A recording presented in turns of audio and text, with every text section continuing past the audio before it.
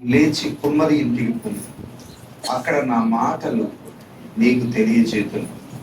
నేను కుమ్మరి ఇంటికి వెళ్ళగా వాడు తన సారె మీద పని చేయించుట కుమ్మరి జగటమంటితో చేయించున్నప్పుడు వాని చేతిలో విడిపోగా ఆ జగటమన్ను మరలా తీసుకుని కుమ్మరి తనకు యుక్తమైనట్టుగా దానితో మరి ఒక కొండ చేశాడు. 5వ వచనం, అంతటి యెహోవా వాక్కు నాకు ప్రత్యక్షమై ఇలాగూ సెలవిచ్చాడు. చదవండి 6వ వచనం అంతా.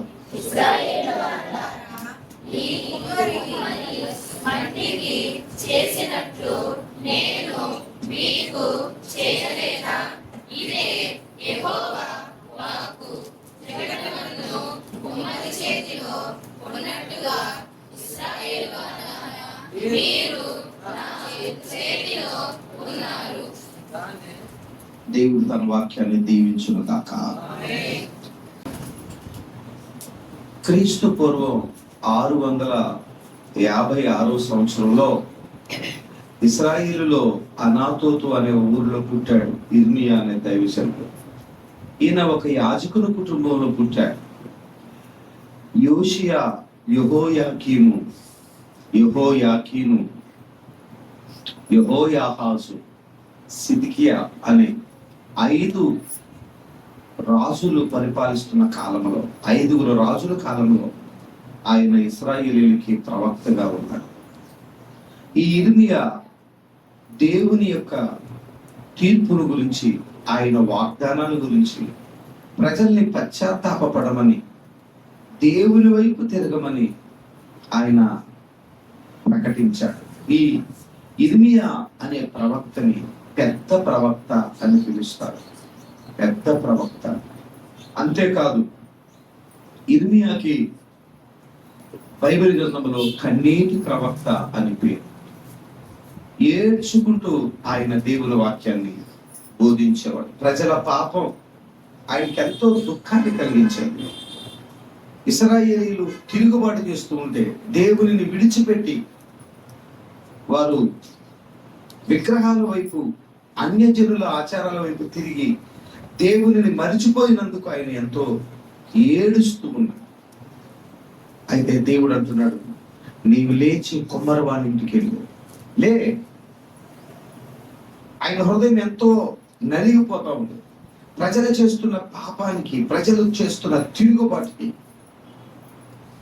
దైవజనుల మీద ప్రజలు చూపుతున్న కోపానికి ఆయన హృదయం ఎంతో దుఃఖంతో నలిగిపోతుంది.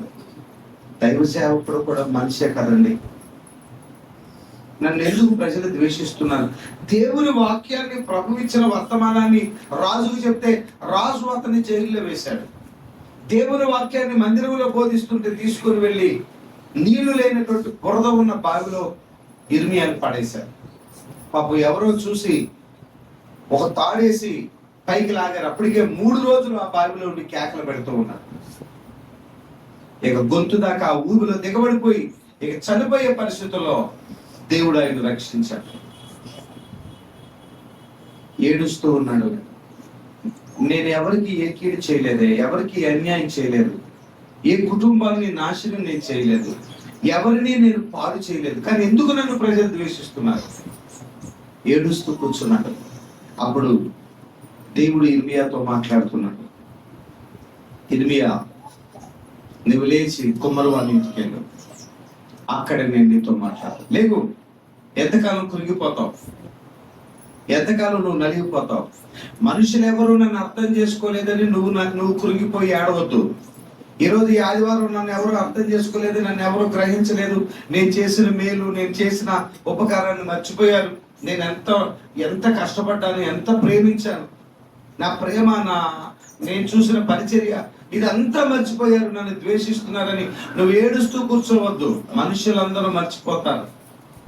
మనుషులు కనుకనే మర్చిపోతారు, కానీ నేను నిన్నెన్నడూ మర్చిపోను. గర్భంలో ఉన్నప్పటి నుండి నేను నిన్ను ప్రేమిస్తూనే ఉన్నాను. దేవుడు ఇర్మియాకి ఇచ్చిన మాట, శాశ్వతమైన ప్రేమతో నేను నిన్ను ప్రేమిస్తున్నాను. నేను ఎప్పుడైతే బాప్తిస్మం పొందానో ఆ మొట్టమొదటి సంవత్సరం దేవుడు నాకు ఇచ్చిన వాగ్దానం.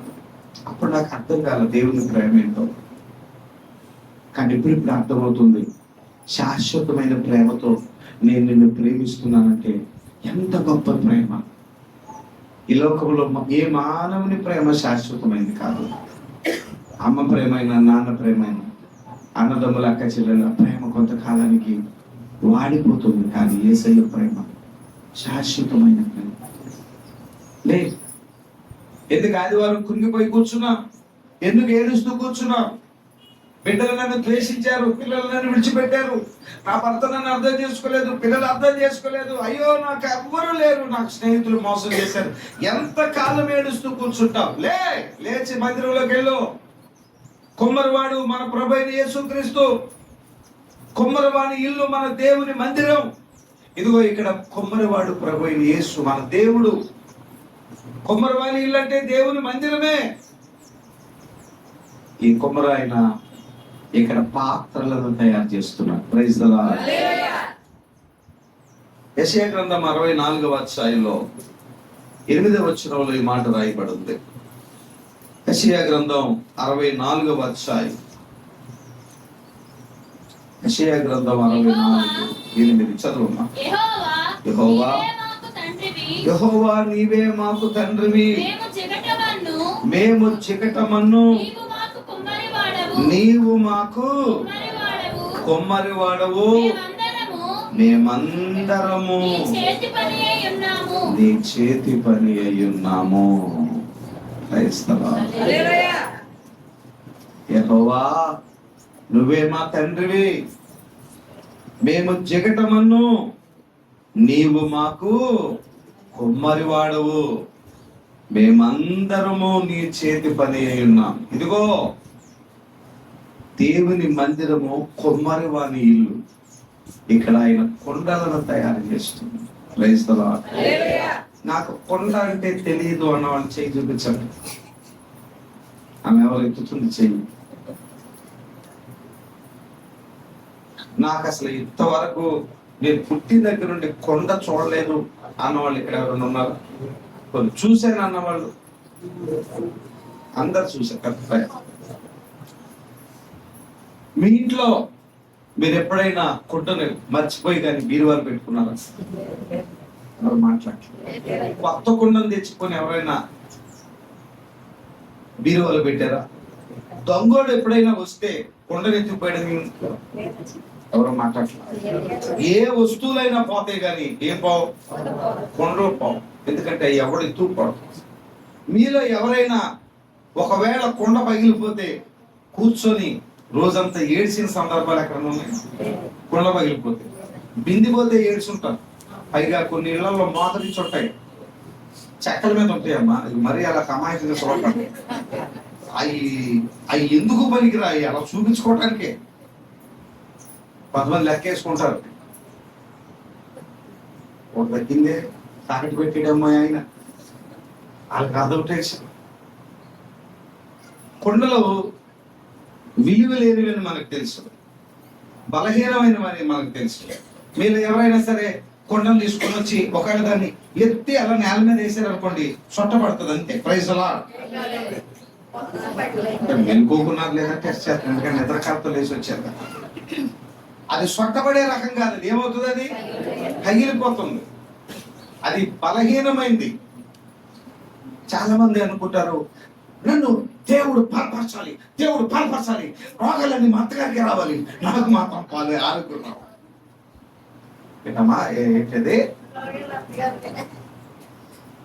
దేవుడు మనందరినీ బలహీనులుగా చేశాడు. Praise the lord. మనల్ని బలహీనులుగా తయారు చేసిందే దేవుడు. గుర్తుపెట్టుకోండి, మనల్ని బలమైన వారిగా చేయాల. శరీర సంబంధంగా మన అందరినీ దేవుడు బలహీనులుగా చేశాడు. సృష్టికర్తగా తెలుసు మనకెంత బలం ఇవ్వాలో. మనల్ని బలహీనులుగా చేసి కంటికి రెప్పలా మనల్ని కాపాడుకుంటున్నాడు ఆయన. Praise the lord. కంటి కుండగా పుట్టించినాడు, కంటి కాపగా కాపాడినాడు. అర్థమవుతుందా? మట్టి కుండగా బలహీనంగా పుట్టించి ఎలా కాపాడుకుంటున్నాడట ఆయన. అది దేవుడిలో ఉన్న గొప్పతనం. దేవునికి స్తోత్రం. ఎప్పుడో ఈ కుండ పగిలిపోవాలి, ఎప్పుడో ఈ కుండ నాశనం అయిపోవాలి, ముక్కలైపోవాలి, బలహీనమైపోవాలి, పాడైపోవాలి. కానీ ఈ కొండ బలహీనం అవట్లా, పాడవట్లా. ఇది బలహీనమైన కొండే, మట్టి కొండే, కానీ కంటికి రెప్పలా కాపాడుకునే దేవుడు మనకున్నాడు. Praise the lord, praise the lord. కంటి కొండగా పుట్టించినాడు, కంటి పాపగా కాపాడినాడు, అందరాలెన్నెన్నో ఎక్కించినాడు, అందరాలెన్నెన్నో అందరిలో నిన్ను కాపాడినాడు. స్తోత్రం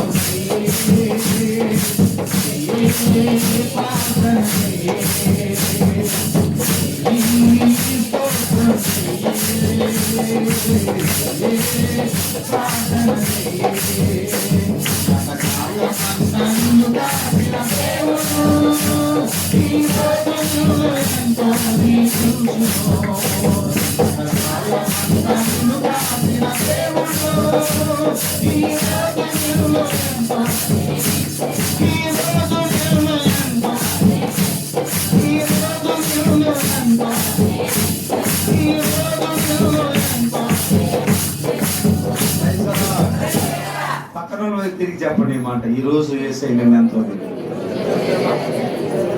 ఊరికనే చెప్పడం కాదు, చక్కగా రాగది చెప్పండి.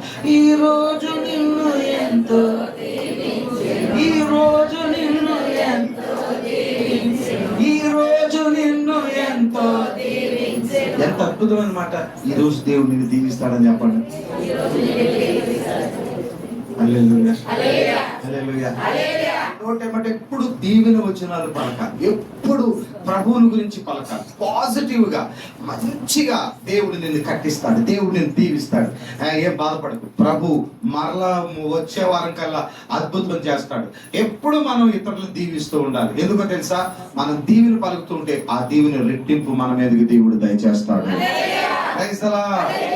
కాలమంతా నిన్ను కాచిన దేవుడు, ఈ లోకములో ఎంతో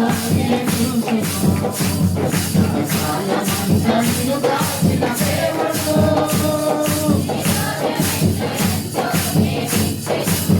మంచి కొండగా పుట్టించినాడు, కంటి పాపగా కాపాడినాడు.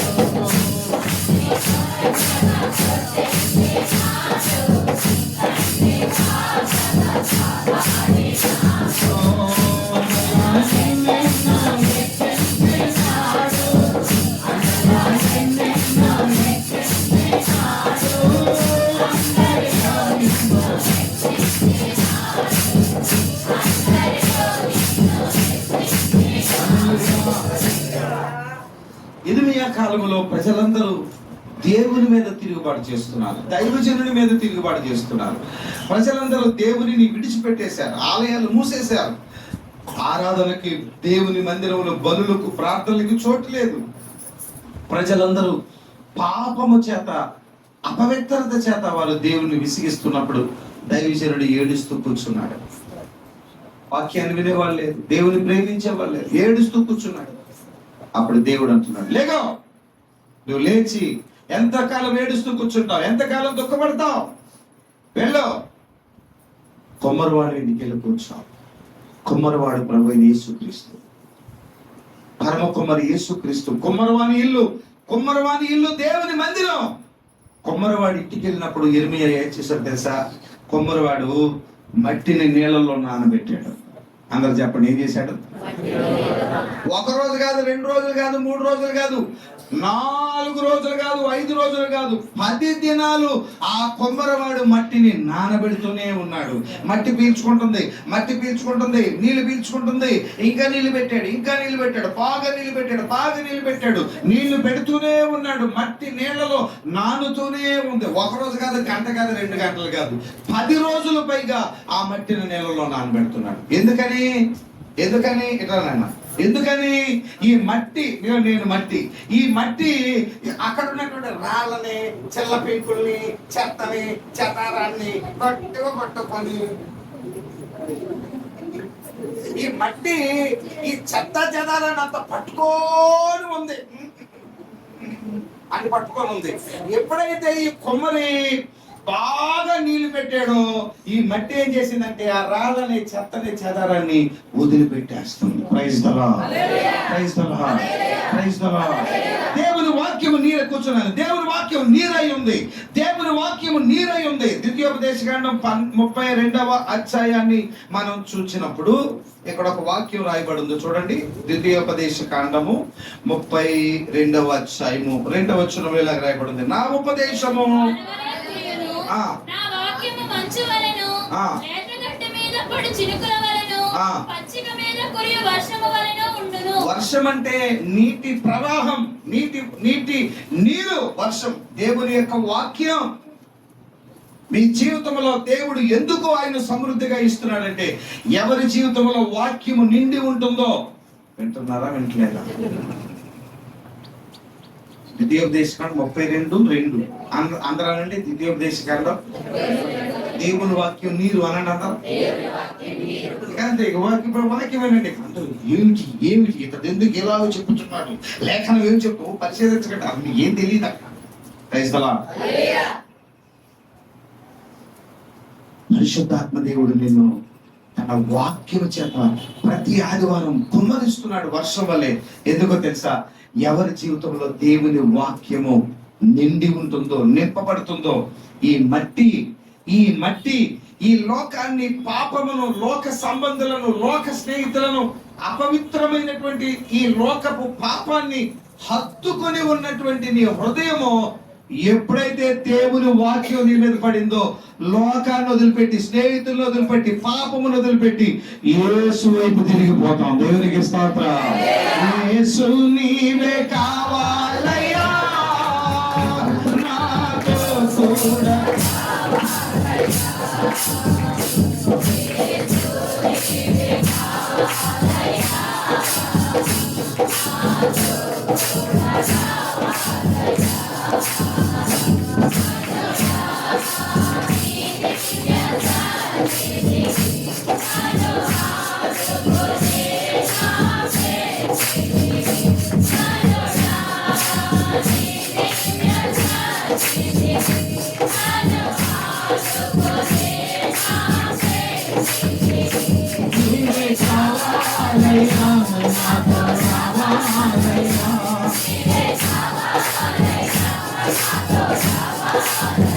దేవుని వాక్యం చేత ఎవరి హృదయాలు నింపబడతాయో వారు లోకానికి, లోక స్నేహాలకి, పాప సంబంధమైన ప్రతి నీచమైన కార్యాలకి వారు దూరంగా ఉంటారు. ఎందుకో తెలుసా? దేవుని వాక్యము నీ హృదయంలో ఉన్నప్పుడు నిన్ను వాటన్నిటి నుండి దేవుడు దూరపరుస్తాడు. ఎప్పుడైతే మట్టి తడుస్తుందో మురికిని, చెత్తని, రాళ్ళని వదిలేస్తుంది. చాలా మంది దేవుని మందిరానికి వస్తారు, వెళతారు. వాళ్ళ జీవితంలో అవే పాపాలు, అవే బలహీనతలు, అవే వ్యసనాలు పట్టుకునే ఉంటాయి. వాళ్ళని లోక స్నేహితులు పట్టుకునే ఉంటారు. వాడు దేవుడి మందిరంలో కూర్చుంటాడు, కాసేపు వాక్యం ఉంటాడు, బయటికి వెళ్ళాక అంత చెడిపోయిన వ్యక్తులతోటి వాళ్ళు సహవాసం చేస్తారు. ఈ లోక సంబంధమైన వాటి అన్నిటినీ వాళ్ళు కలిగి ఉంటారు, వదలలేరు వాళ్ళు. ఎందుకని? వాక్యం లోపల లేదు. ఎప్పుడైతే దేవుని వాక్యం నీ హృదయంలో నిండిపోతుందో, ఎప్పుడైతే దేవుని వాక్యం చేత నీ హృదయం నిండిపోతుందో, దేవుని వాక్యం ఈ లోకములో ఉన్న వాటన్నిటినీ విడిచిపెట్టేలా చేస్తుంది. కొమ్మరివాడు ఏం చేస్తున్నాడో తెలుసా? మట్టికి నీళ్లు పెడుతూ ఉన్నాడు. ఈ మట్టి అన్నిటినీ వదిలేసుకుంటుంది. తన లాభాన్ని, తన సంతోషాన్ని, తన సుఖాన్ని, తనకున్న వాటన్నిటినీ వదిలేసుకొని ఈ మట్టి వాక్యములో తడిచిపోతుంది, వాక్యంతో నింపబడుతుంది. ఆశ్చర్యమైన విషయం ఏంటంటే కొమ్మరివాని ఇంటికి వెళ్ళి చూస్తే అంతా నీళ్ళే కనపడుతున్నాయి. అక్కడ ఆ నీటి అడుగును కనబడుతుంది. మట్టిని నీరు ఆవరించేస్తుంది. Praise the lord. ఈరోజు మన జీవితంలో దేవుని వాక్యానికి మనము ఎక్కువ చోటు ఇచ్చినప్పుడు, దేవుని వాక్యాన్ని ఎక్కువగా మనం ప్రేమిస్తున్నప్పుడు నువ్వు కనబడవు, నీలో యేసు ప్రభు కనబడతాడు. ఇర్మియా కొమ్మరివాని ఇంటి దగ్గర చూస్తున్నాడు. 10 రోజులు మట్టిని తడిపేశాడు.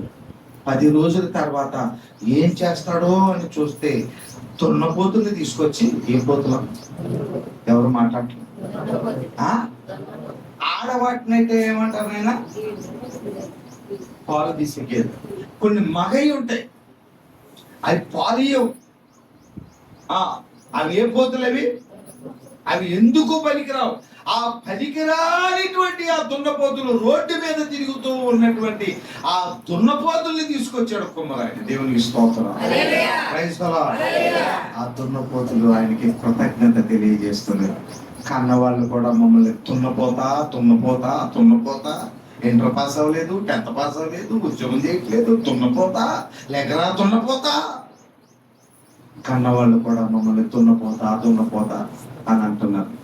ప్రభా, ఈ దున్నపోతుల్ని తీసుకొచ్చావా నీ మందిరంలోనికి? దేవునికి స్తోత్రం. కుమ్మరాయన అంటున్నాడు, మీతో యేసయ్యకి పని ఉంది. Praise the lord. ఈ దున్నపోతుల్ని తీసుకొని వచ్చి ఆ మట్టిని తొక్కుతా ఉన్నాడు. దేవుని మందిరంలో దున్నపోతులకు కూడా పని ఉంది. దేవునికి స్తోత్రం. అందరినీ వాడుకుంటాడు. దేవునికి స్తోత్రం. అందరినీ వాడుకుంటాడు ఆయన. ఈ మట్టిని తొక్కుతా ఉన్నారు. ఆ మట్టి అనుకుంటుంది, ప్రభువా ఏంటినైనా నా బ్రతికి ఎలాగైపోయింది, అందరూ నన్ను తొక్కుతున్నారేంటి నాయన? కొమ్మరాయన దొక్కుతున్నాడు, దున్నపోతులు దొక్కుతున్నాయి, ఆళ్ళు దొక్కుతున్నారు, ఏ దొక్కుతున్నారు, తొక్కి 3 రోజులు ఆ మట్టిని తొక్కుతూనే ఉన్నారు. 3 రోజులు. పాప ఎంత తొక్కి కొమ్మరాయన అంటున్నాడు, నువ్వు తొక్కబడితేనే కానీ మహిమ కలిగిన పాత్రగా ఉపయోగపడవు. ఈరోజు చాలా మంది ఆత్మీయ జీవితంలో తొక్కబడుతున్నట్టుగా ఉన్నారు. కాళ్ళ కింద మట్టిని తొక్కినట్టుగా.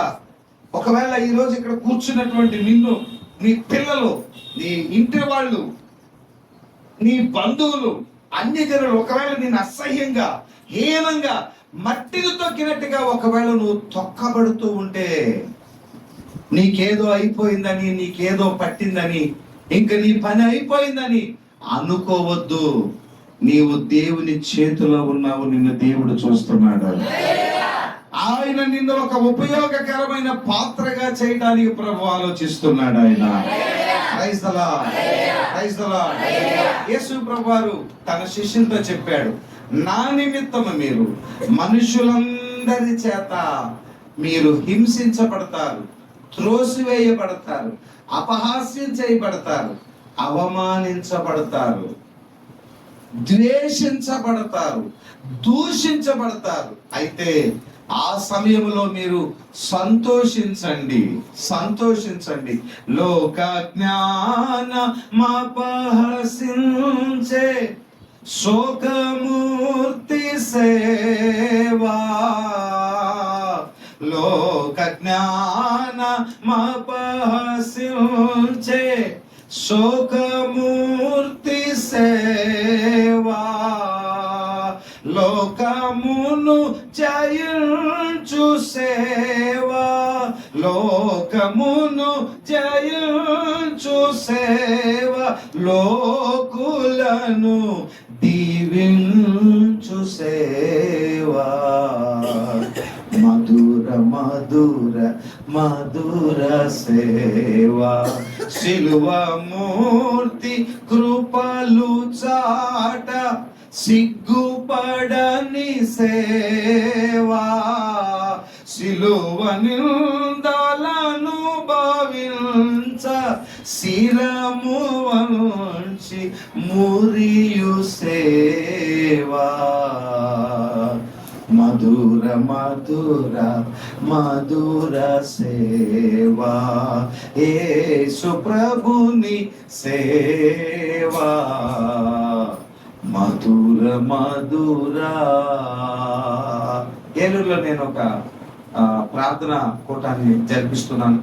ప్రార్థన కూటం జరిపిస్తుంటే ఆ సంఘ పెద్ద గారు, ఆ చర్చిలో ముఖ్యమైన వ్యక్తి, ఆయన ఆలస్యంకి వస్తారట. ఆయన వచ్చి ప్రార్థన చేశాకే పాస్టర్ గారు ప్రసంగం మొదలు పెట్టాలట. అది సంగతి నాకు తెలియదు. నాకు టైం అయిపోతుందని చెప్పి నేనే ప్రార్థన చేసి, నేనే ప్రసంగం చేసేసి, నేనే ముగించేశాను. ఈ లోపల ఆయన వచ్చారు. నా మీద చాలా పాపంతో, చాలా అందరి ముందు నా మీద మండిపడిపోయాడు. అసలు నువ్వు పాస్టర్వేనా, నీకు అసలు బైబిల్ తెలుసా అని నా మీద ఎంతో. ఆయన చాలా పెద్ద ఆయన ఎంతో అవమానకరంగా మాట్లాడినా సరే నేనేం పట్టించుకోలేదు. సరేలే, పెద్ద ఆయన కోపంతో ఆయన వచ్చే వరకు నేను ఆగలేదన్న కోపంలో ఆయన మాట్లాడుతున్నారులే.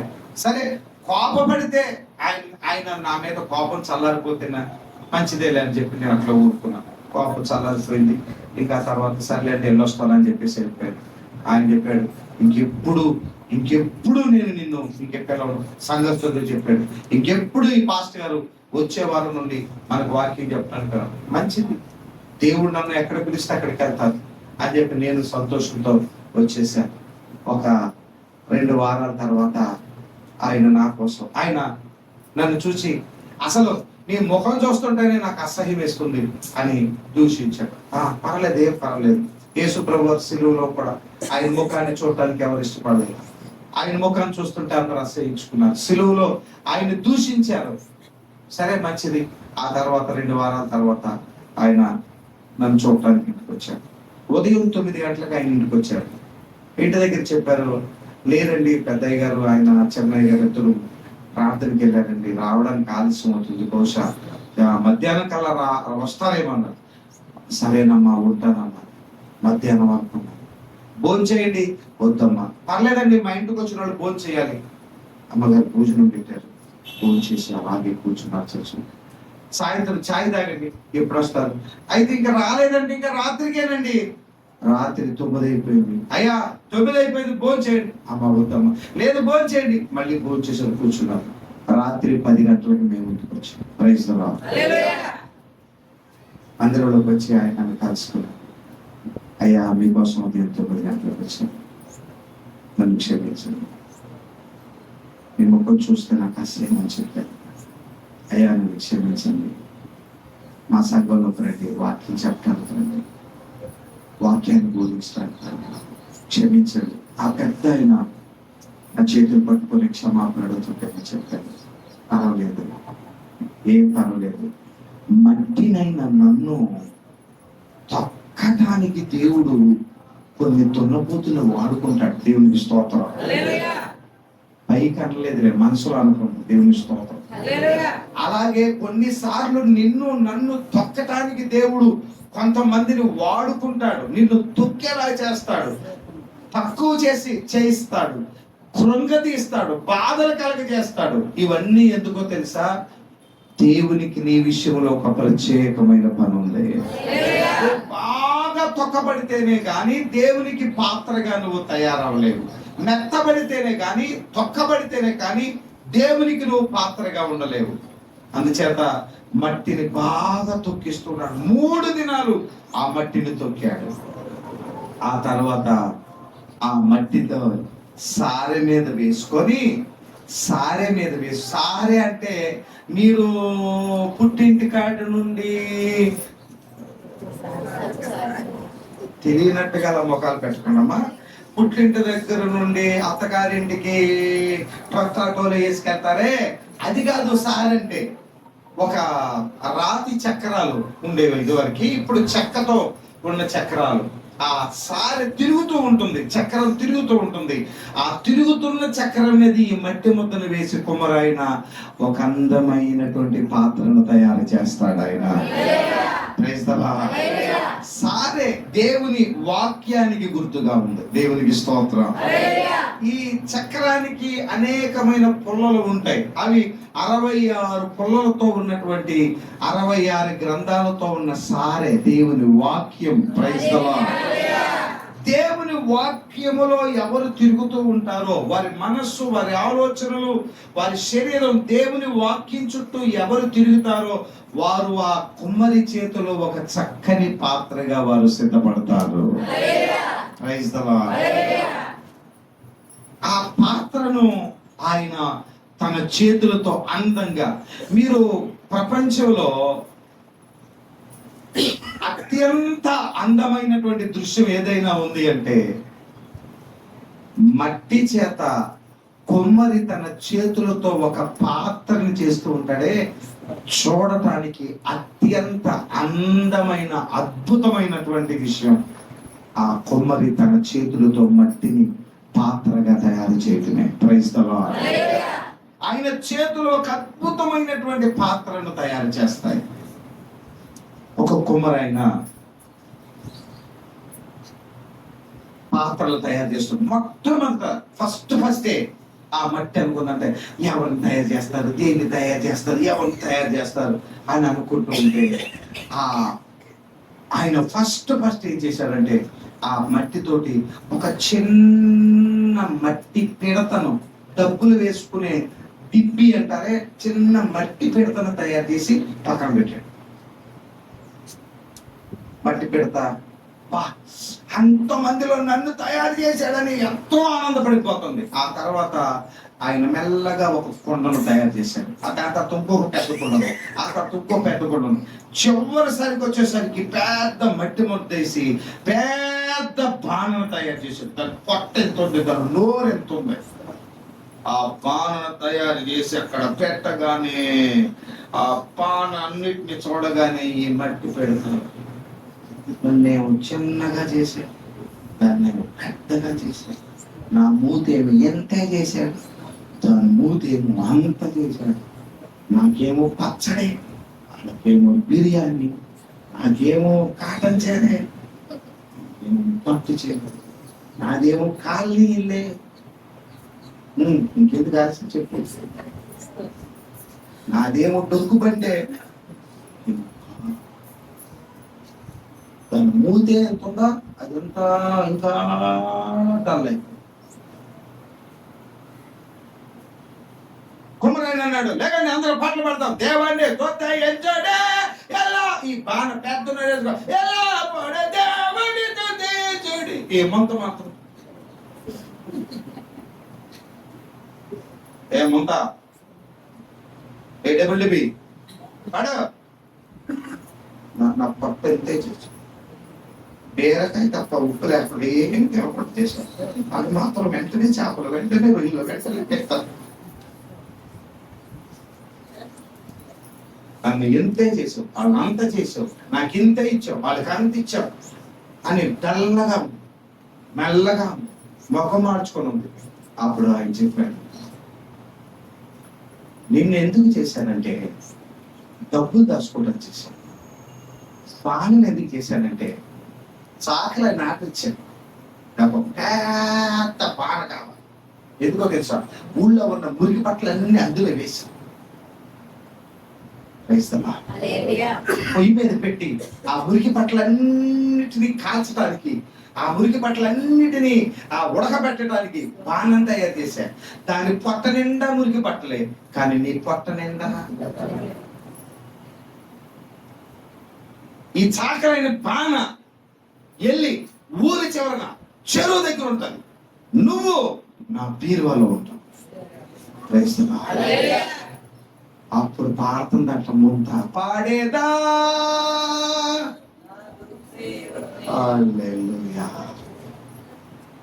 నిన్ను దేవుడు చిన్నగా చేశాడు, కానీ విలువైన వ్యక్తిగా చేశాడని మర్చిపోవద్దు. అందుకే దైవజనుడైన పౌలు కొరింథీయులకు రాసిన 2వ పత్రిక 4వ అధ్యాయంలో, పౌలు కొరింథీయులకు రాసిన 2వ పత్రిక 4వ అధ్యాయం 7వ వచనంలో ఒక మాట రాశాడు, అయినను ఆ బలాధిక్యము మామూలమైనది కాక దేవుని దయ ఉండునట్లు మంటి ఘటములలో అనగా మంటి కొండలలో ఈ ఐశ్వర్యమును దేవుడు మాకు ఇచ్చాడు. Praise the lord, praise the lord, praise the lord. మంటి కొండలలో మహిమైశ్వర్యాన్ని దేవుడు నింపుతూ ఉన్నాడు. ఈ మంటి కుండలలో దేవుడు తన ఐశ్వర్యాన్ని నింపుతూ ఉన్నాడు. Praise the lord. ఈరోజు ప్రభువైన యేసయ్య నిన్ను ఒక చిన్న పాత్రగా చేశాడా? అందరిని చూసుకొని కృంగిపోవద్దు. లోకంలో ఉన్న వారు అందరినీ చూసుకొని నువ్వు దిగులు పడద్దు. నీ యజమాని చేతిలో నువ్వు ఉన్నావు. నిన్ను ఒక మహిమ కలిగిన పాత్రగా దేవుడు సిద్ధపరుస్తున్నాడు. Praise the lord, praise the lord, praise the lord, praise the lord. రోజు ఒక విధవరాలు పరిగెత్తుకుంటూ యేసయ్య దగ్గరకు, దైవజనుడైన ఎలీషా దగ్గరకు వచ్చింది. ఏంటమ్మా, అయ్యా నా భర్త చనిపోయాడు, అప్పుల వాళ్ళు వచ్చి నా 2 కుమారులు తీసుకుని వెళ్ళిపోయారు అని ఏడుస్తూ ఉంది. అప్పుడు దైవజనుడు అన్నాడు, నీ ఇంట్లో ఏముంది? నా ఇంట్లో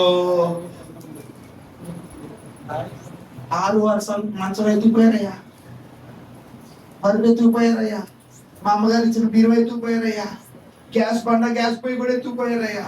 మరి ఏమున్నాయి? స్టీల్ సామానం ఎత్తుకుపోయారయ్యా, ఇతర సామానం ఎత్తుకుపోయారయ్యా. మరి ఏమున్నాయి? ఫ్రిడ్జ్ అన్ని ఎత్తుకుపోయి. మరి ఏమున్నాయి? నూనె కొండ ఒకటి ఉందంటే ఇంకేమీ లేదు. ఏ కొండది? అది నూనెతో ఉన్న కొండ. నూనె నూనె నూనె నూనె, ప్రార్థన తప్ప నా దగ్గర ఏమీ లేదు. అప్పుడు దైవజనుడు అన్నాడు, నువ్వు వెళ్ళు, ఖాళీ కుండలన్నిటిని పోగు చేసి ఇంట్లోనికి తీసుకెళ్లి తలుపు వేయటం. మత్తయి సువార్త 6వ అధ్యాయం 6వ వచనంలో రాయబడి ఉంది. మత్తయి సువార్త 6వ అధ్యాయం 6వ వచనంలో యేసు ప్రభు ఏమన్నాడంటే, ఏమనలేదా? నీవు ప్రార్థన చేయనప్పుడు నీ గదిలోనికి వెళ్ళి తలుపు వేసుకోవటము ప్రార్థనకు గుర్తు. దేవునికి స్తోత్రం. నీ జీవితంలో అప్పులు పెరిగిపోయినప్పుడు, సమస్యలు పెరిగిపోయినప్పుడు, నీ పిల్లలు శోధనలో, బంధకాల్లో, శత్రువు చేతుల్లోనికి వెళ్ళిపోయినప్పుడు నువ్వేం చేస్తావు? ప్రార్థన కొండవు నువ్వే, నూనె కొండవు నువ్వే. తలుపు వేయి అంటే ప్రార్థనలోనికి వెళ్ళు, తలుపు వేయి. ప్రార్థిస్తున్న సంగతి నీకు దేవునికి తప్ప ఎవరికి తెలియని అవసరం లేదు. ప్రార్థనలోనికి వెళ్ళు. నీకు ఎవరి సహాయం లేకపోయినా ఆ ప్రార్థన శక్తి, ఆ నూనె ఆ ఖాళీ కొండల్లో పోస్తూ ఉంటే కొండలన్నీ నూనెతో నింపబడుతూ ఉన్నాయి. ఇది మానవ సంబంధముగా సాధ్యమైనటువంటి కార్యం. నూనె పోస్తూ ఉంటే ఆ నూనె కొద్దిసేపటికి అయిపోవాలి. కానీ పరలోకపు తండ్రి కొంచెమును ఎక్కువగా చేయగలిగినటువంటి వాడు. నువ్వు ప్రార్థన చేస్తున్నప్పుడు, నువ్వు దేవుణ్ణి స్తుతిస్తున్నప్పుడు, నువ్వు తలుపు వేసుకున్నప్పుడు, ప్రార్థన చేస్తూ ఉన్నప్పుడు దేవుడు దీన స్థితిలో నుండి మరలా నిన్ను పై స్థితిలోనికి తీసుకొని వస్తాడు. ప్రార్థించే వారు ఎన్నడూ పేదవాళ్ళగా ఉండరండి. ప్రార్థన చేసేవాళ్ళు, కన్నీరు కార్చేవాళ్ళు ఎన్నడూ దీన స్థితిలో ఉండరు. ఎందుకో తెలుసా? నీ కన్నీటి ప్రార్థన నిన్ను ఐశ్వర్యవంతుడుగా చేస్తుంది. చాలా మంది అంటే, పాస్టర్ గారిని మా కోసం ప్రార్థన చేయండి, పాస్టర్ గారిని ప్రార్థనలో పెట్టండి. నువ్వేం చేస్తావు? కొండలలో నూనె పోసే బాధ్యత నీది. దేవునికి స్తోత్రం. Praise the lord.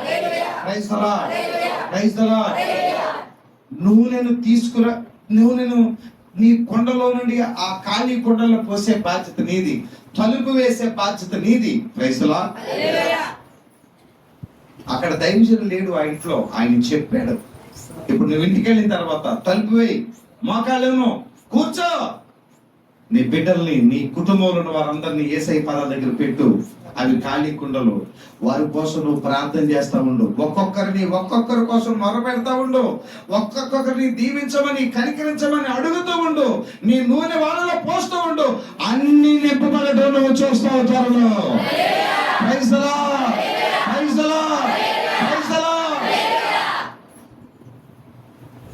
దేవుడు ఈ మంటి కుండలలో మహిమైశ్వర్యాన్ని నింపుతాడు. అంతేకాదు, ఈ కుమ్మరాయిని ఏం చేస్తున్నాడంటే, కొండను తయారు చేసిన తర్వాత దానిని ఎండబెడుతున్నాడు. దేవునికి స్తోత్రం. ఏం చేయాలంట? కొండ నాయన, నీకు అసలు జాలి లేదా, దయలేదా?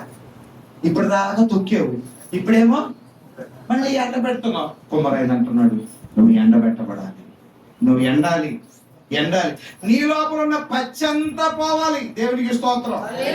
కొంతమంది దేవుని మందిరంలోకి వస్తారు, పాటలు పాడుతూ ఉంటారు, ఇంకా వాళ్ళలో పచ్చి ఉంటుంది, ఇంకా కోపం తగ్గదు, సనుగు తగ్గదు, ఇతరుల మీద ద్వేషం తగ్గదు, ఇతరుల మీద కక్షలు ఉంటాయి, ద్వేషం ఉంటుంది, కోపం ఉంటుంది, అసూయ ఉంటుంది. మేరీ, గ్లోరీ అని ఇద్దరు అమ్మాయిలు, ఇద్దరు సహోదరులు మందిరంలోకి వస్తుండేవాడు. ఎవరెవరు? ఇద్దరు పక్క నీళ్ళలో ఇద్దరు కూడా చిక్కుడుకాయలు వేశారు, బీరకాయలు వేశారు, వర్షాకాలం రాగానే పాదులు వేశారు. మేరీ పాదుల కంటే గ్లోరీ పాదులు ఇంత బీరకాయలు పోవు. మేరీ అన్ని కూడా తిద్దే ఉన్నాయి. చిక్కుడుకాయలు అన్ని పుచ్చులు పట్టేశాయి. గ్లోరీ మొత్తం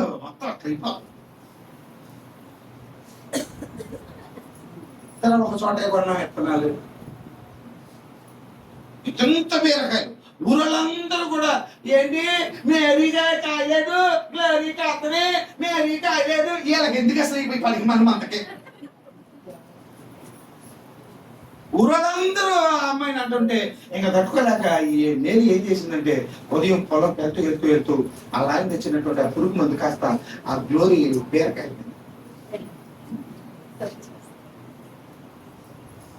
ఇద్దరు కుడుకొచ్చేవాళ్ళు, ఇద్దరు సాక్రమెంట్ తీసుకునేవాళ్ళు, ఇద్దరు దేవుడు.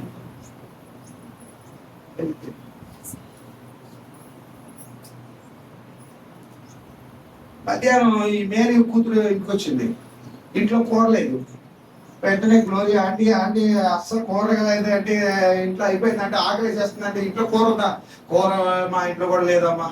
ఏం చేయాలంటే ఏం చేస్తావమ్మా, ఇంటి వెనకాల పాదులు బోల్డ్ బీరకాయలు ఉన్నాయి, ఏదో ఒక బీరకాయ కోసుకొని వెళ్ళి నువ్వు కొంచెం కూరని తీసుకోమ్మా తొందరగా అని కానీ వెళ్ళి కూరగాయ. మేరీ కూతురు ఏం చేసిందంటే బీరకాయ బోరు బీరకాయ కోసుకుంటాను. బోరు బీరకాయ కోసుకొని ఇదిగో ఒకటేంటి మీ అమ్మకి చాలా ఇష్టం బీరకాయ కూర. ఎవరికే ఏం చేసింది? నా పొద్దున్న 4 బీరకాయ తీసుకెళ్ళి కూర వండేసి నాకు మా అమ్మకి అలేలుయా బీరకాయ కూర వండేసి అందులో 4 ఎన్నో కొంచెం అట్లా ఎండులో ఇలా పడేసి బీరకాయ కూర వండేసింది. ఈలాపురం మంచి పొలం అలిసిపోయింది మేరీ. అమ్మ ఎక్కడమ్మ కమకమలు ఆడిపోతే దేవుడు అమ్మ బీరకాయ ఎండు రోజులు కూర వండే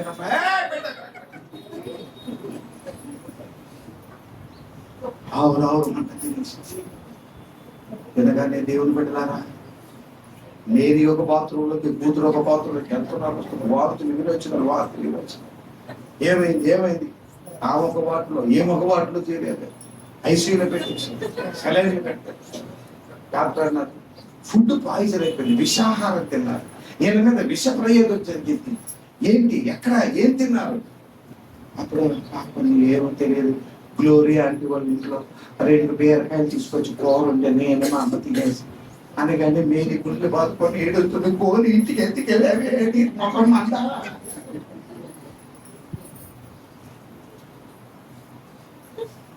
అసలు ఆ బీరకాయల్లో కలిపిందే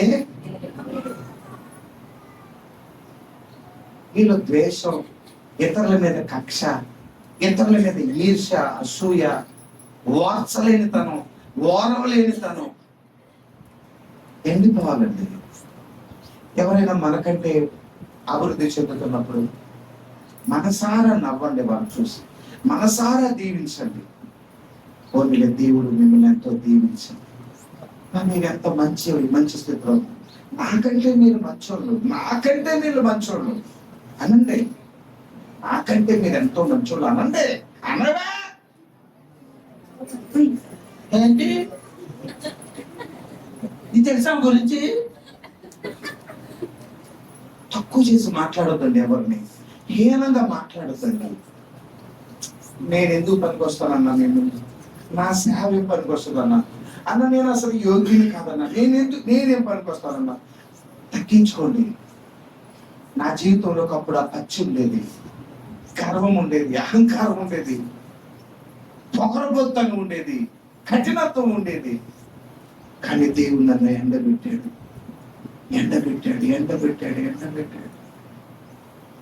ఆ పచ్చితనం అంతా, ఆ తాపపు స్వభావం అంతా ఎండిపోయింది. అంతేకాదు ఆ కొండని సాయంత్రం తీసుకొచ్చి శుద్ధితో కొడుతూ ఉన్నాడు. ఎందుకంటే తను అడుగు మోసేస్తున్నాడు. ఇక భూమితో దానికి సంబంధం ఉండకూడదు. Praise the lord. ఇక నువ్వు భూ సంబంధమైన వ్యక్తివి కాదు, లోక సంబంధివి కాదు. ఈ కొండకు పైన తెలిసి ఉంటుంది, కింద తెలిసి ఉంటుంది తయారు చేసినప్పుడు. కానీ ఎండిన తర్వాత సుత్తితో కొట్టి కొట్టి కొట్టి కొట్టి కొట్టి సుత్తి దెబ్బలు, రాత్రిపూట కొండకే సుత్తి దెబ్బలు తగులుతూనే ఉంటాయి. పగలంతా ఎండ, రాత్రంతా సుత్తి దెబ్బలు. దావీదన్నాడు, ప్రభువా పగలంతా శత్రువుతో, పగలంతా దుఃఖంతో ఉన్నాను, రాత్రిపూట నొప్పులు, బాధ, నిద్ర పట్టట్లేదు, బాధలు, రోగాలు. నేను దేవుడు సుత్తితో కొడుతున్నాడు, నిద్ర లేకుండా చేస్తున్నాడు. నీ పిల్లల వల్ల, ఆర్థికమైన ఇబ్బందుల వల్ల ఎందుకు ఇన్ని బాధలు, ఎందుకు ఇన్ని కష్టాలు? ఈ మట్టి కొండలు దేవుడు కావాలి. సుత్తితో కొట్టి కింద ఉన్న రంధ్రాన్ని పూర్తి చేసి, ఇక నువ్వు లోక సంబంధం కాదని దేవుడు సిద్ధపరిచాడు. ప్రైజ్ ది లార్డ్, హల్లెలూయా. ఈ కొండను కొంటుంది, ప్రైజ్ ది లార్డ్, హల్లెలూయా, హల్లెలూయా. నా కష్టాలన్నీ తీరిపోయి, హల్లెలూయా. మంచి వార్త వచ్చింది, హల్లెలూయా. ఎవరు చెప్పట్లా? నాకు ఎంత మంచి వార్త వచ్చింది, హల్లెలూయా. నా కష్టాలన్నీ ఇంకా ధ్యానం పడుతుంది, తీరిపోతే, హల్లెలూయా. నా భర్త కంటే మంచి వార్త వచ్చింది, హల్లెలూయా. Praise the lord. ఈ కొండను తీసుకెళ్ళి ఆయన వామేస్తున్నాడు. ఏవేస్తున్నాడండి? వామేస్తున్నాడు. కొండలన్నీ పెట్టి వామేసి, ఓక వేసి, గడ్డి వేసి, కొబ్బరి చెప్పలేసి, చెత్త వేసి, చెదారు వేసి, కర్రలేసి, పెద్ద పెద్ద దొంగలేసి కాల్చడం మొదలు పెట్టాడు. ఈ కొండల్ని ఒక రోజు కాదు, 2 రోజులు కాదు, వారం రోజులు ఈ కొండల్ని కాలుస్తూ ఉన్నాడు. ఈ కొండలు మంటకు, ఆ పొగకు, ఆ వేడికి తట్టుకోలేక కేకలు పెడుతూ ఉన్నాయి. ప్రభువా, ఈ ఎండ పెట్టావు, సుత్తులతో కొట్టావు, కాళ్ళతో తొక్కావు, ప్రభువా. ప్రభు చెప్తున్నాడు, అగ్ని వంటి మహాశ్రమలలోనికి నువ్వు వెళ్ళాలి. Praise the lord. అగ్ని లాంటి శ్రమలలోనికి నా దేవుని సంఘము వెళుతూ ఉంది. అగ్ని లాంటి శ్రమలు నేను భరించలేకపోతున్నాను, తట్టుకోలేకపోతున్నాను. అయ్యో, అగ్ని లాంటి శ్రమలు. నా దేవుడు నిన్ను శ్రమల గుండా నడిపిస్తూ ఉన్నప్పుడు దిగులు పడొద్దు, ఎందుకంటే నిన్ను ఒక ఉపయోగకరమైన పాత్రగా ఆయన చేస్తున్నాడు. ఆ తర్వాత కొండలు కాల్చబడిన తర్వాత అవి ఉపయోగకరంగా ఆ యజమాని వాటిని చూసి తృప్తి పడుతున్నాడు. ఇర్మియాతో దేవుడు చెప్తున్నాడు, నీవు లేచి కొమ్మరు వాని ఇంటికి వెళ్ళు. కొండకి ఈ ప్రపంచంలో విలువ చాలా తక్కువ. నువ్వు దేవుని మందిరంలోకి వచ్చినప్పుడు విలువలు కోరుకోవద్దు, ఘనతను కోరుకోవద్దు. అసలు దేవుడు మనల్ని ఈ మందిరంలో రక్షించుకున్నదే విలువ లేని వారిగా ఉన్నామని. దేవునికి స్తోత్రం. దేవుని దృష్టిలో మనం విలువైన వారిగా కనబడితే చాలు. Praise the lord. Vijaya, Jaya అనే 2 స్నేహితులు ఉన్నారు. విజయ చాలా గొప్ప ఇంటి ధనవంతుడు కుమారుడు, చాలా ధనవంతుడు వాళ్ళ నాన్నగారు. జయ చాలా పేదవాడు, వాళ్ళ నాన్న కొమ్మరివాడు, కొండలు చేసేవాడు. ఒక రోజున విజయ పుట్టినరోజు వచ్చింది. విజయ క్లాస్లో తన టీచర్స్ని, తన ప్రిన్సిపాల్, ఆ ఊరి పెద్దలు, అలాగే తన స్నేహితులందరినీ సాయంత్రం మా ఇంట్లో నా పుట్టినరోజు పార్టీ ఉంది, అందరూ రండి అని ఆహ్వానించాడు. విజయ నాన్న చాలా పెద్ద కోటీశ్వరుడు, గొప్ప వ్యాపారస్తుడు.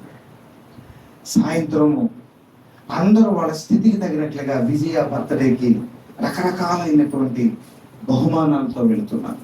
కొంతమంది వజ్రాల హారం, ఇంకొంతమంది వజ్రాల ఉంగరం, ముత్యాల హారం, బంగారపు గొలుసులు, వాళ్ళ స్థితికి తగినట్టుగా ఎన్నెన్నో మంచి మంచి వస్తువులతో విజయకి బహుమానం తీసుకుని వెళ్తున్నారు. జయ ఇంటికి వచ్చాడు. నాన్న, మా ఫ్రెండ్ విజయ పుట్టినరోజు, ఏదైనా ఒక బహుమానం తీసుకెళ్ళాను. ఆ కుమ్మరైన ఇంట్లో ఏమీ లేవు, పేదవాడు, ఏం చేయాలి. అప్పుడు చూస్తే ఆ తండ్రికి ఒక ఆలోచన వచ్చింది. నాన్న, అరే మనం పేదవాళ్ళం కనుక ఒక పని చేయి, మనం వెళ్ళకపోవటమే మంచిది. లేదు నాన్న, నా కోసం నా స్నేహితుడు ఎదురు చూస్తాడు, వాడికి నేనంటే చాలా ఇష్టం, నేను వెళ్ళాలి, పుట్టి చేతులతో వెళ్ళలేను, ఏం చెయ్యాలి? అప్పుడు తండ్రి అన్నాడు, అరే మన దగ్గర ఏముందో అదే తీసుకెళ్ళు. ఇదిగో నేను ఒక చిన్న మట్టి పాత్ర ఇస్తాను, ఆ చిన్న మట్టి పాత్రలో మన ఇంట్లో ఉన్న స్వచ్ఛమైన పాలు, చల్లని పాలు తీసుకెళ్ళి నీ స్నేహితునికి ఇవ్వు. ఇంకంతకంటే నేనేం చేయలేను నాన్న. జయ ఆలోచిస్తున్నాడు, అందరూ నవ్వుతారేమో, అందరూ హేళన చేస్తారేమో. ఆ చిన్న పాత్రని తండ్రి చేతికిచ్చాడు. ఆ పాత్రను తీసుకొని విజయ ఇంటికి వెళ్ళాడు. అప్పటికే అందరూ ధనికులు, అందరూ కోటీశ్వరులు వచ్చారు, వాళ్ళు ఎన్నెన్నో గిఫ్ట్లు. ఆ అందరి మధ్యలో విజయ ఎంతో చక్కగా సంతోషంతో ఖరీదైన వస్త్రాలు ధరించి కేక్ కట్ చేయడానికి సిద్ధంగా ఉన్నారు. వాళ్ళ అమ్మ నాన్న అన్నారు, విజయ అందరూ వచ్చేసారు నాన్న, కేక్ కట్ చేయి. మమ్మీ ఇంకొక 5 నిమిషాలు. విజయ కన్నులు దూరం ఉన్నట్టు గేటు దగ్గర చూస్తూ ఉన్నాయి. ఎవరి కోసం చూస్తున్నావు నాన్న? నా ముఖ్యమైన స్నేహితుడు, నా ప్రియమైన స్నేహితుడు జయ రావాలి, జయ కోసం చూస్తున్నాను. జయ మెల్లగా తలకాయ ఉంచుకొని తన రెండు చేతులు అట్లా పెట్టుకున్నాడు. ఆ చేతుల మీద ఒక గుడ్డ కప్పబడి ఉంది. అదిగో మమ్మీ, నేను చెప్పలేదా, జయ వస్తున్నాడు, ఏదో ఒక బహుమానం నా కోసం తెస్తున్నాడు, చూడు, అది ఎవరికి కనబడకూడదని ఎలా తెస్తున్నాడు. అమ్మా, వాడికి నేనంటే ఎంతో ప్రేమని పరిగెత్తుకుంటూ విజయ వెళ్ళిపోయే తన స్నేహితులు హత్తుకున్నాడు. జయ ఏం తెచ్చావురా అని ఆ గుడ్డ తీయగానే మట్టి కుండలో, చిన్ని మట్టి కుండలో పాలు ఉన్నాయి. అందరూ చూసి పక్కపక్క నవ్వుతున్నారు, హేళన చేస్తున్నారు. అరే మట్టి కొండలో, మురికి కొండలో పాలు తీసుకొచ్చాడు అని అంటున్నారు. జయకి సిగ్గు అనిపించింది, తలకాయ వచ్చుకొని ఏడుస్తూ ఉన్నాడు. తన స్నేహితులతో చెప్తున్నాడు, విజయ ఇది తప్ప మీకు ఇవ్వటానికి నా దగ్గర ఇది తప్ప నా దగ్గర ఏమీ లేదురా. విజయ వెంటనే జయాన్ని కౌగిలించుకొని అంటున్నాడు, అరే నాకు ఇష్టమైన వాడురా, ఇది స్వచ్ఛమైన ప్రేమ, నిజమైన ప్రేమ అని వెంటనే ఆ మట్టి పాత్రను తీసుకొని అందరి ముందు ఆ పాలు కటకట తాగి చెప్తున్నాడు, మీరందరూ తెచ్చిన బహుమానం కంటే నా స్నేహితుడు తెచ్చిన బహుమానం నాకు చాలా ఎక్కువ. ఆ మట్టి కుండను తీసుకొని వెళ్ళి అన్ని బహుమానాల కంటే పైన పెట్టాడు. అంతేకాదు వాళ్ళ మమ్మీతో చెప్తున్నాడు, ప్రతిరోజు మమ్మీ నాకు చిన్న మట్టి పాత్రలో నాకు పాలు ఇవ్వాలి. బంగారపు గ్లాసులో పాలు తాగే ఆ బిడ్డ తన స్నేహితుడు తెచ్చిన మట్టి పాత్రలో పాలు తాగుతానంటున్నాడు. ఆ విజయ ఆ ధనవంతుని కుమారుడు ఎవరో కాదు, మన ప్రభు అయిన యేసయ్య. ఆ పేదవాడైన జయ ఇక్కడ కూర్చున్న నువ్వు నేను ఏమివ్వగలం? మన ప్రభు ఏం చెల్లించగలం? నేను నా యేసయ్యకి చెప్తాను, నీకు నేనేమి ఇవ్వగలను? నీకే ఇవ్వగలను, నీకేమి చేయగలను, నీకు నేను ఇదిగో ఈ మట్టి పాత్ర తప్ప నీకు నేనే. నిన్న ఆయన త్రోసి వేసేవాడు కాదు, నిన్న ఆయన అవమానపరిచేవాడు కాదు. నీ జీవితం ప్రభుకి, నీ హృదయాన్ని ప్రభుకి, ఉన్నపాటిన ప్రభుకి నిన్ను అప్పగించుకో, సమర్పించుకో. ఆయన నిన్ను కనపరుస్తాడు, ఆయన నిన్ను హెచ్చిస్తాడు, ఆయన నిన్ను ఆశీర్వదిస్తాడు. ఇదిగో నువ్వు కుమ్మరి ఇంటికి ఎలాంటి పాత్రలు చేస్తున్నాడు వాడు చూడు. ఇప్పుడు ప్రభు చెప్తున్నాడు, ఇశ్రాయేలు వాళ్ళరా, ఆ కుమ్మరైన ఒక పాత్రను చేస్తున్నప్పుడు అది విడిపోయింది, మట్టి విడిపోయింది. అయితే ఆయన ఊరుకోలేదు, మళ్ళీ నీళ్లు వేశాడు, మళ్ళీ తొక్కాడు, మళ్ళీ ఒక పాత్రను చేస్తున్నారు. ఇశ్రాయేలు వాళ్ళారా, మీరు విడిపోయినా, పాడైపోయినా, నలిగిపోయినా, పతనమైపోయినా నేను మిమ్మల్ని పాత్రగా తయారు చేయగలను. మీరు నా చేతుల్లో ఉన్నారని దేవుడు చెబుతున్నాడు. ఆ మంటికి కుమ్మరాయన ఏమి చేస్తున్నాడు? నేను కూడా మీకు అదే చేస్తాను. ఒక రూపాన్ని కుమ్మరాయన ఇచ్చినట్లుగా కొండతో ఆ కొండను కుమ్మరాయన తన చేతులతో ఎలా తయారు చేస్తున్నాడో మీరు నా చేతుల్లో ఉన్నారు. ఈ మాట ఎంత ఆదరణ కలిగిస్తుంది, ఈ మాట ఎంత ధైర్యాన్ని కలిగిస్తుంది. మీరు నా చేతుల్లో ఉన్నారు. నిన్ను దేవుడు తన చేతుల్లోకి తీసుకున్నాడు. నిన్ను దేవుడు తన చేతులతో రూపిస్తున్నాడు. ఎంత అద్భుతమైన దేవుడు. యేసయ్యతో చెబుదాం మనం, యేసయ్య నన్ను నీ చేతుల్లోకి తీసుకున్నాడు. ఒక కుమ్మరాయన దగ్గర చాలా కొండలు ఉన్నాయి. ఆ కొండలో ఒక్కొక్కటి అమ్మడైపోతుంది. అందులో ఆ కొండలలో ఒక కొండ, అది ఆ వామ వేయబడినప్పుడు దాన్ని తీస్తున్నప్పుడు ఒక కొండ జారి పైనుండి జారి కింద పడి అది బద్దలైపోయింది. దాన్ని ఏమంటారంటే ఓటి కొండ అంటారు. దాన్ని ఓటి కొండ. దావీదు ఒక రోజున తనను తాను అలా పోల్చుకున్నాడు.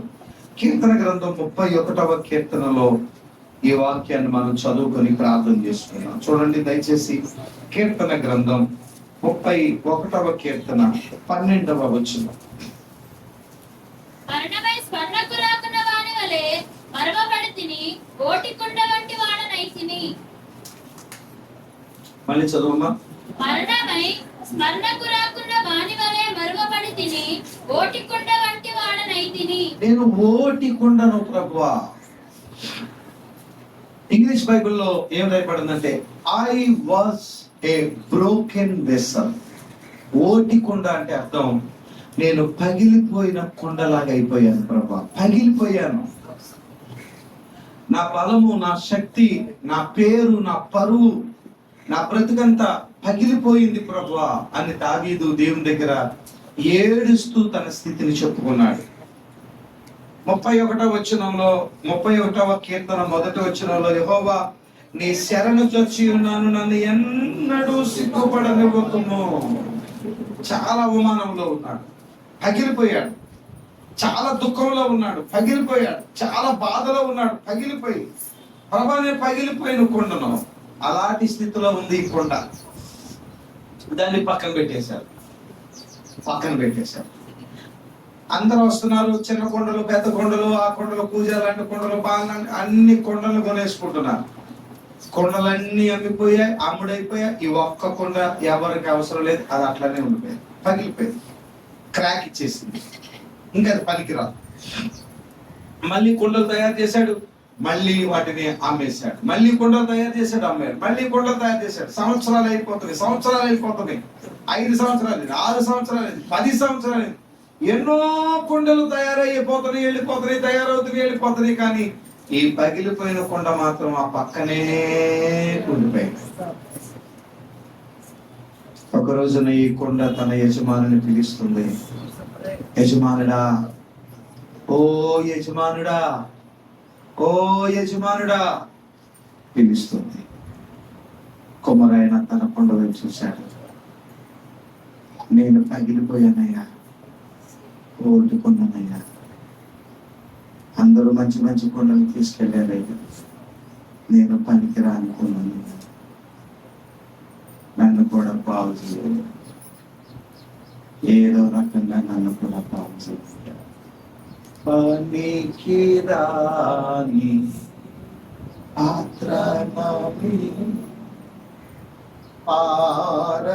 పారవేయకుమా, పొంగి పోరలు పాత్రగా నన్ను నింపు.